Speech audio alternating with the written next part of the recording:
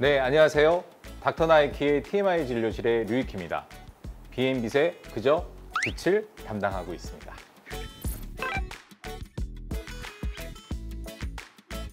이런 사람은 시력교정 수술 받지 말자 2편으로 동공 크기에 대해서 오늘은 한번 얘기를 해드릴까 해요. 기본적으로 동공이라고 하는 것이 무엇이냐? 이 모형에 보면 이렇게 작은 구멍을 뜻하는 거예요.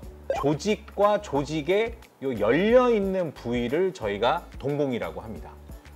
카메라로 치면요, 조리개예요. 기본적으로 조리개가 작고 커지면서 심도가 달라지거든요, 카메라의 경우. 눈에 있는 동공을 그대로 따서 만든 것이 카메라의 조리개거든요. 이제 이게 우리 눈에 대한 이미지인데요. 동공은 여기 있는 이 부분을 얘기하는 거예요. 동공은 기본적으로 밝은 곳에서 그리고 가까운 것을 볼 때 작아집니다. 반대로 어두운 곳에서 멀리를 볼 때 커집니다. 그래서 이 동공은 지금도 엄청나게 많이 왔다 갔다 하고 있는 거예요. 그래서 동공은 기본적으로 홍채라고 하는 이 조직이 얼만큼 벌어졌느냐 쪼여졌느냐에 따라서 동공의 크기가 결정이 되는데요.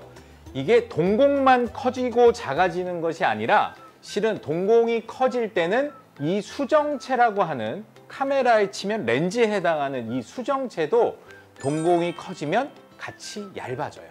그리고 동공이 작아지게 될 때는 두께가 이렇게 증가를 하게 됩니다. 그래서 동공이 작아짐에 따라서 수정체가 같이 두꺼워지면 더 볼록 렌즈 효과가 생기기 때문에 우리가 자연스럽게 가까운 걸 잘 볼 수 있는 거죠. 이 동공이 그러면 수술할 때 왜 중요하냐?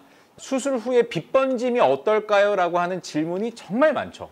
그래서 저희가 실제로 수술 후에 어떤 빛 번짐들이 생기느냐 한번 그림으로 보여드리는 건데요. 이게 우리가 들어오는 빛이라고 가정했을 때 이렇게 막 퍼지는 듯한 이런 빛 번짐도 있고요. 뒤에 달무리처럼 이렇게 막 여러 개의 띠가 보인다라고 하는 이런 형태의 빛 번짐도 존재하게 되고요. 또 어떤 분들은 이렇게 막 산란이 되는 듯한 엄청난 빛 번짐이 있다라고 얘기하시는 분들도 있어요. 그래서 이게 빛 번짐 3대 형제입니다. 이 빛 번짐 중에 하나를 동공이 큰 사람일수록 가지고 있을 확률이 커져요. 옆에가 저희 각막의 지형도라고 하는 저희 안과에서 하는 검사 중에 하나인데요. 지금 빨갛게 보이는 띠가 있고 안에 초록색으로 보여지는 이 부위가 있는데 이건 수술 받으신 분의 각막 지형도예요. 원래는 이렇게 생겨져 있지 않은데요. 요만큼을 저희가 수술을 해서 각막을 편편하게 만든 거예요. 보시는 이 점선이 이 환자분의 동공 크기를 뜻합니다. 그런데 이 동공의 크기가 수술한 면적 안에서만 움직인다면 아마 이렇게 보이는 일은 없을 거예요. 그런데 수술한 면적보다 동공이 더 커지는 상황이 올 수 있죠. 이러면 깎은 면 그리고 깎지 않은 면에 서로 빛이 산란이 되는 현상이 생기는 거예요. 동공이 커질수록 빛이 들어오는 성질이 하나가 아닌 여러 개의 조합이 될 수가 있는 거죠. 동공의 크기는 그래서 병원에 오시면요, 저희가 3번 측정을 하거든요. 아주 밝은 곳에서 중간 빛 정도에서 그리고 아주 어두운 곳에서 이렇게 검사를 해서 동공 크기 3가지를 보고요.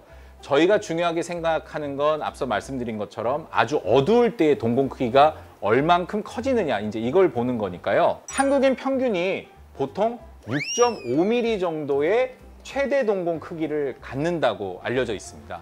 그래서 이 동공의 크기가 7mm 이상인 경우에는 우리가 조금 조심을 하기 시작하는 거죠.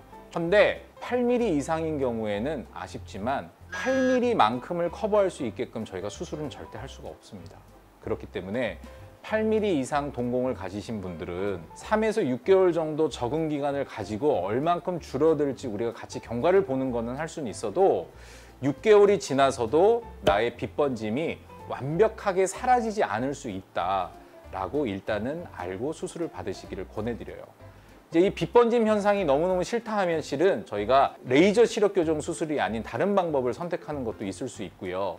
또 하나 피할 수 없는 일이라고 하면 결국 야간에 운전할 때가 가장 큰 문제가 되거든요. 안전과 직결되어 있는 부분이니까요. 그래서 빗번짐을 완화해주는 그런 또 기능성 안경들도 있습니다. 그래서 도수를 넣지 않고 그런 안경을 야간에만 착용을 하시면서 빗번짐을 완화시키는 그런 도움도 받으실 수 있기 때문에 본인의 동공 크기를 잘 확인하시고 수술을 결정하시는 것이 좋을 것 같아요.